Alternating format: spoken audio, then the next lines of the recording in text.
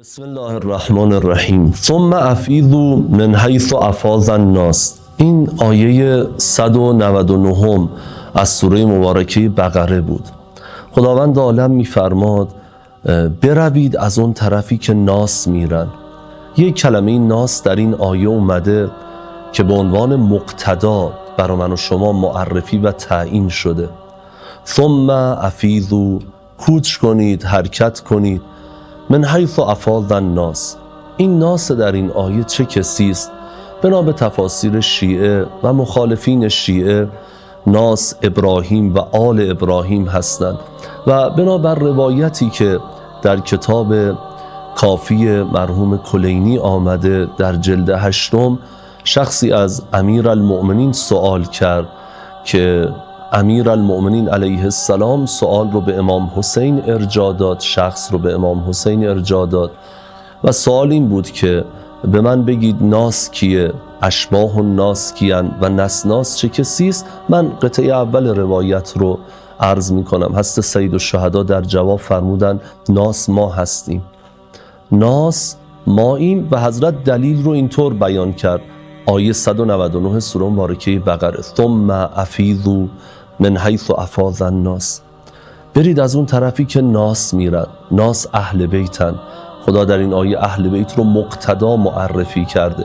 این آیه در بین آیات حج هست ولی قاعدش و حکمش عمومیه. با این مقدمه میخوام در مورد یکی از اصحاب سید الشهدا برای شما صحبت کنم. جناده انصاری است، خزرجی است، جنادت ابن کعب و پسرش عمر یا عمرو ابن جناده. فوق‌العاده جریان عمرو و جریان جناده، این پدر و پسر، زیبا و لذت بخشه که البته نامی هم از مادرش در این مقتل اومده. در مقاتل اومده که مادر به همراه پسر و همسر، جناده همسرش و عمرو اومدن برای زیارت خانه خدا. سال 60 هجری همه دارن میان. روز 8 ماه ذی‌حجه، اوج ازدحام در کنار مسجد الحرام، حضرت سید الشهدا حج رو رها کرد. جناب جناده رو کرد به فرزندش و رو کرد به همسرش. فرمود که خدا به ما دستور داده برید از اون طرفی که حسین میره.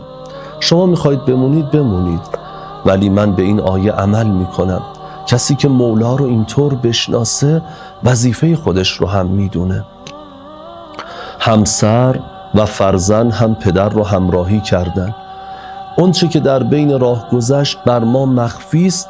ما یک گزارشی داریم از این پدر و پسر و مادر در روز عاشورا که بزرگی و فضیلت این صحابی رو به ما نشون میده.